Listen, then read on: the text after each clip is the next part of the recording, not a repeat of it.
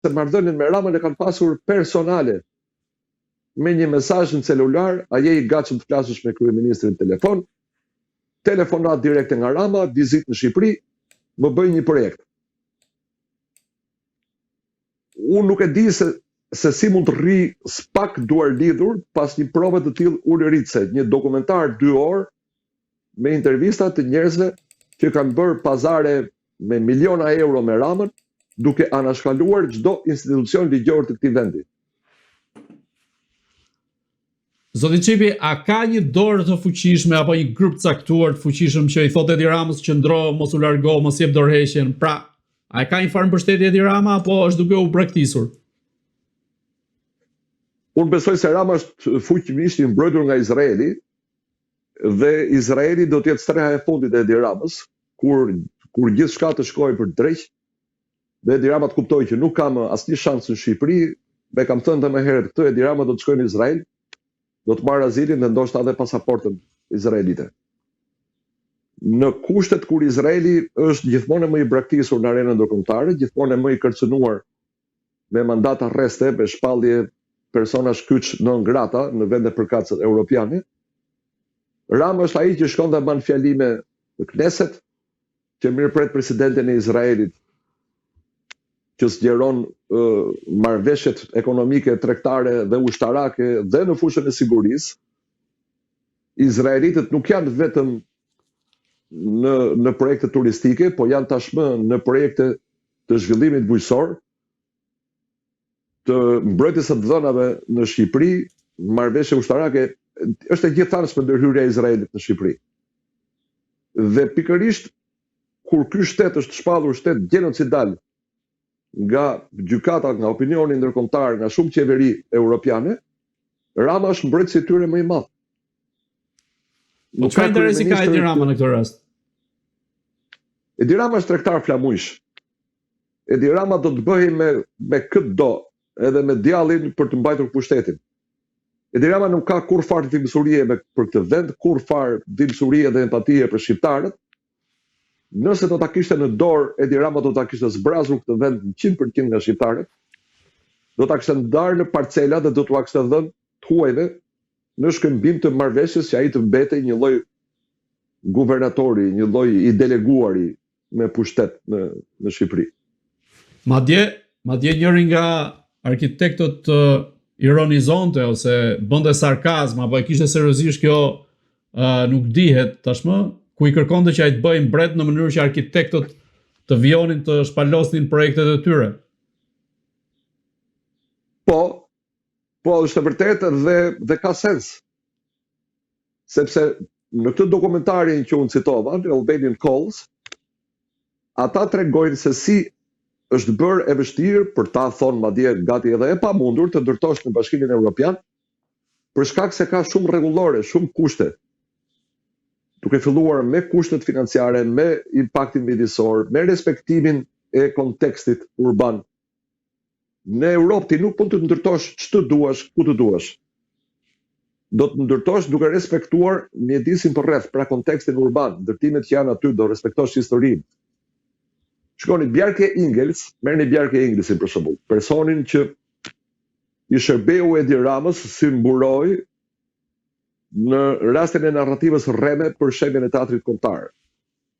Bjarke Ingels praktikisht i ka dhënë fytyrën e vet me qira Edi Ramës. Projekti që u shit si i Bjarke Ingelsit nuk është i Bjarke Ingelsit. Është një projekt i vjedhur nga një konkurs për operën e Busanit në Korenë e Jugut. Në atë konkurs, ky projekt i një studioje e Ukrainës e të quajtur Forma ka fituar vendin e tretë, pra nuk është zbatuar ky projekt.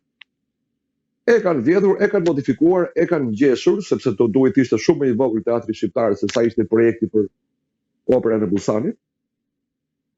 Dhe sot, nëse hapen letrat për ata që kanë dorëzuar projektin e ndërtimit tek firma e ndërtimit, arkitekt na rezulton që të jetë Paqësor Kajmaku, jo Bjarke Ingels. Ama Bjarke Ingels nuk është përgjigjur kur kërkesave të mediave dhe tonave si Aleancë për Teatrin për të dhënë sqarime për këtë projekt. Pse e ka bërë këtë gjë?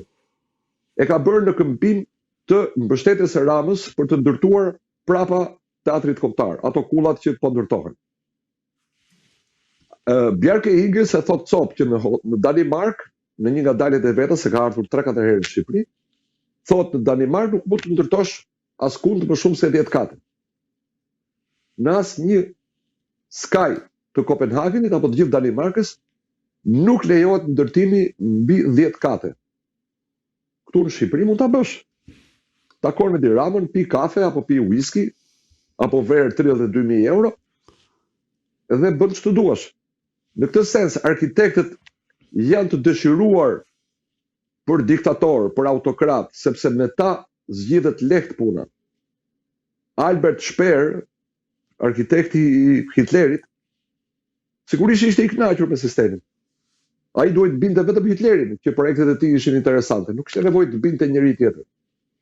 Nuk kishte nevojë të merrte në konsiderat kontekstin urban, historinë e një qyteti apo të një lagje të caktuar. Më pëlqen të bëj këtë bulevard, do ta bëj. Më pëlqen të bëj këtë sallë kongresesh, do ta bëj. Bolt i pëlqej Adolfit. Adolfit i pëlqente, fillonte puna. Në këtë kuptim, më lejoni mungesën e modestisë, kam pasur të drejtë në 2018, kur në një artikull e kam quajtur Bjarke Ingëlsin vrasës me pagesë të Edi Ramës. Në këtë rast, çfarë interesash ka Edi Rama, çfarë pazarësh, po themi ndan, po e marrim në mënyrë hipotetike, përderisa ka marrë përsipër që projektet ti mendoj vet, projektuesit i sjell vet, arkitektët i sjell vet. Si çdo diktator, Edi Rama kërkon të rimodelojë Shqipërinë sipas vizionit vet personal. Dhe në këtë sens është epshi për pushtet që e shtyn. Natyrisht që nuk ndalet me kaq, sepse këtu bëhet fjalë për një xhiro miliarda eurosh në biznesin e ndërtimit. Këta arkitekt janë të superpaguar, këta arkitekt nuk punojnë falas.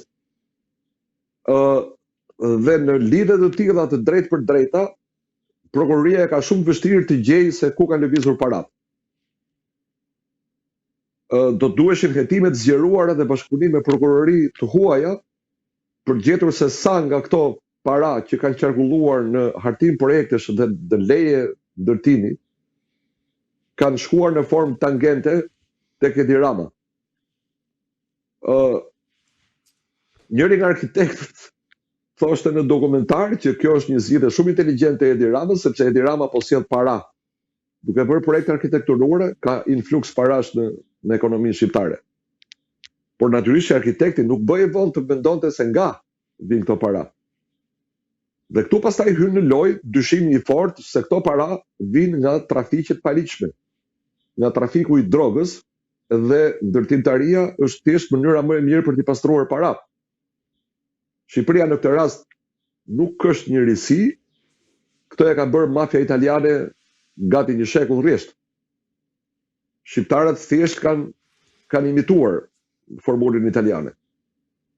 E ndoshta është rasti të kujtojmë që kishim këtu Angelo Agacin, Angel Agaci, siç e quajnë pra Angelo e quante generali Lizi, i cili ishte me të drejtë avokat i trafikantëve, edhe trafikantët kanë të drejtë kënë avokat, kanë të drejtën e procesit të rregullt ligjor, por pastaj na u katapultuar në Shqipëri si sekretari i përgjithshëm i Këshillit të Ministrave.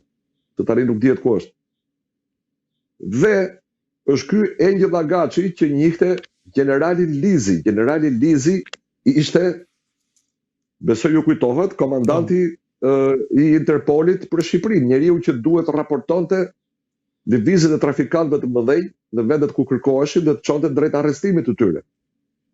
Pastaj ky generali Lizi na rezulton se ka përfituar dhuratë me Artur Shehu, disa mijëra metra katror në Bregdet, dhuratë ECG-je sepse kjo dashuri e madhe e Artur Shehut për general Lizin. Dhe sigurisht që general Lizi mbetet mik me Edi Ramën dhe me Angel Agacin, edhe me Artur Shehun, dhe nuk merret më me trafikantët që duhet të shpallen në kërkime, duhet arrestohen. Pra, për ta përmbyllur përgjigjen, simbioza këtu bëhet e plot. Këtu bashkohen interesat e mafjas, interesat e globalistëve për të zhdukur historinë e Shqipërisë dhe për ta rimodeluar Shqipërinë si një vend pa identitet, me egon e shprehuar të diktatorit Rama për të rimodeluar Shqipërinë sipas shijes së vet. Si piktori dështuar, njësoj si Hitleri, Rama kërkon ta bëjë Shqipërinë pikturën e vet që nuk e pati kurrë. Duke pasur gjithë të dosje në duar, po themi, sa i përket qoftë edhe në parim, por nisur edhe nga fakti që protestuesit e kanë depozituar në SPAK librin Albanian Files, siç thatë ju që edhe vetë dokumentari është një provë konkrete. Në këtë rast, a mendoni se SPAK-u mund ta thrasë Edi Ramën të paktën qoftë edhe për ta pyetur? Jo. Përshtypja ime, qofsha unë i gabuar, uroj shumë që unë të dal i gabuar në fund, por përshtypja ime sot për sot është që SPAK-u është i tredhur. Nuk guxon ta thrasë Edi Ramën. Dhe nuk besoj se do ta thrasë ndonjëherë për sa kohë ai është në pushtet. Do duhet ishim një vend normal që të ndodhte kjo, që të thritej kryeministri. Ne nuk kemi vend normal. Në këtë rast, se ju përmendët aspektin e narkotrafikantëve, por të dalim te pjesa e asaj që derdhi i gotën, pra, te pjesa e Zvërnecit. Si është e mundur që Edi Rama ka futur në lojë vajzën e Donald Trumpit, Ivanka Trumpin, dhe dhëndrin e tij Jared Kushner në një lojë, po themi, ose në një marrëdhënie me persona të akuzuar ose të dyshuar për si trafikant droge? Po pse habiteni ju për këtë? Pse ju mendonin se Jared Kushner është shenjtor dhe nuk ka punuar ndonjëherë me trafikantë dhe me kryeministrat korruptuar?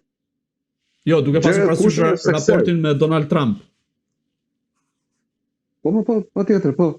Po Jared Kushner është sekser.